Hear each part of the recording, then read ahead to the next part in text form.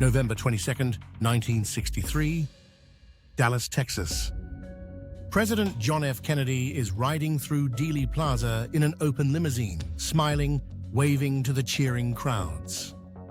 His wife Jackie sits beside him. The governor of Texas, John Connally, sits just ahead. It's a bright day. The mood is almost festive. People are excited to see their young president, handsome, charismatic, full of promise. And then, in just a few seconds, everything changes. Gunshots echo through the plaza. Panic. People screaming, ducking for cover. The president slumps forward. Jackie climbs desperately across the back of the car. Secret Service agents rush in. Within minutes, John F. Kennedy, only 46 years old, is pronounced dead at Parkland Memorial Hospital. The world is stunned. America is broken. And yet, more than 60 years later, the question remains, what really happened that day in Dallas? Before we go further, make sure you subscribe to Obscerna and hit the like button if you want more deep dives into history's greatest mysteries. And stick around until the end, because we're going to look at the most chilling theory of them all.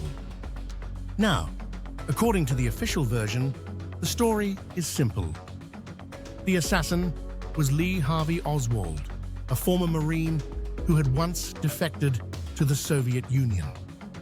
From the 6th floor of the Texas School Book Depository, Oswald fired 3 shots with a cheap mail-order rifle. One missed completely. One struck both Kennedy and Governor Connally. And the final bullet was fatal. Oswald was arrested only hours later.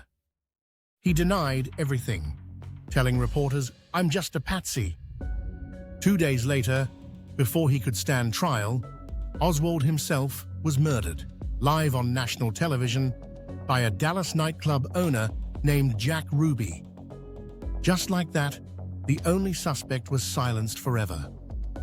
The Warren Commission, appointed by President Lyndon B. Johnson, concluded that Oswald acted alone. Case closed. But almost immediately, people began to question the official story. One of the biggest issues is the so-called magic bullet.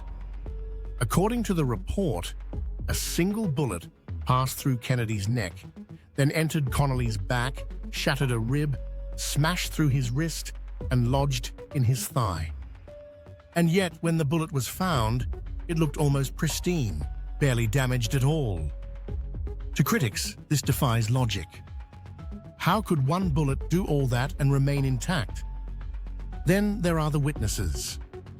Dozens of people in Dealey Plaza swore they heard shots from the grassy knoll, a small hill in front of the president's car. If true, that means there had to be more than one shooter. The sound of gunfire, the smoke, even reports of a man with a rifle. These accounts only fueled suspicion that Oswald wasn't alone. If you're watching this far, drop a comment right now. Do you believe in the lone gunman theory, or do you think there was more to it? I love reading your theories, and your comments help keep this mystery alive. But let's talk about the other possibilities. Because when you dig deeper, things get even darker. Some believe the Mafia was behind it. The Kennedys had gone to war with organized crime.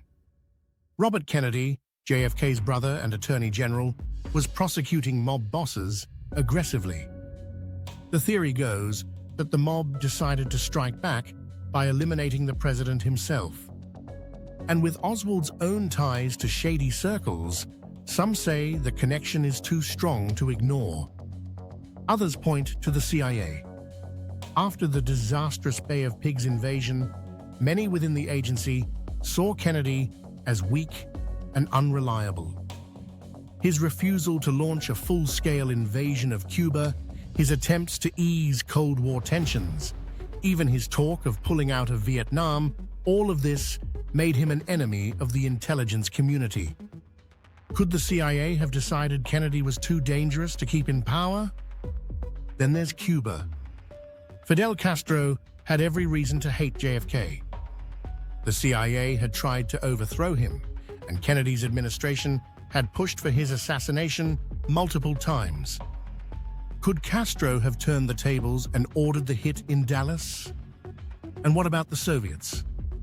Remember, this was the height of the Cold War. Just a year earlier, the Cuban Missile Crisis had nearly brought the world to nuclear war. Oswald had lived in the Soviet Union, married a Russian woman, and openly supported communism. For many, it seemed too convenient that a man with those ties just happened to kill the American president. But then comes the most disturbing possibility that it was an inside job. That powerful figures within the US government, military, or intelligence agencies conspired to remove Kennedy. Why? Because he was talking about peace with the Soviets. Because he resisted escalating the war in Vietnam. Because he clashed with the CIA and the Pentagon. In this theory, Kennedy wasn't just assassinated by a lone gunman. He was eliminated by his own government. Of course, there's no smoking gun to prove any of these theories. But the doubts never went away. Especially when Oswald was killed so quickly. Especially when key evidence went missing. And especially when, even today, thousands of documents about the assassination remain classified or heavily censored. What are they still hiding? This is why Kennedy's death continues to haunt history. It wasn't just the loss of a president, it was the loss of trust. It left Americans wondering who was really in charge and whether the truth would ever come out. So, who killed John F. Kennedy? Was it Oswald, acting alone with 3 lucky shots? Was it the Mafia, the CIA, Castro, the Soviets, or something even bigger? The truth may never be known. But what we do know is this: the events of that day in Dallas changed America forever. If you enjoyed this deep dive into one of history's darkest mysteries, don't forget to subscribe to Obscerna, smash that like button, and share this video with someone who loves history. And let me know in the comments, was Oswald really the lone assassin, or just a pawn in a much bigger game?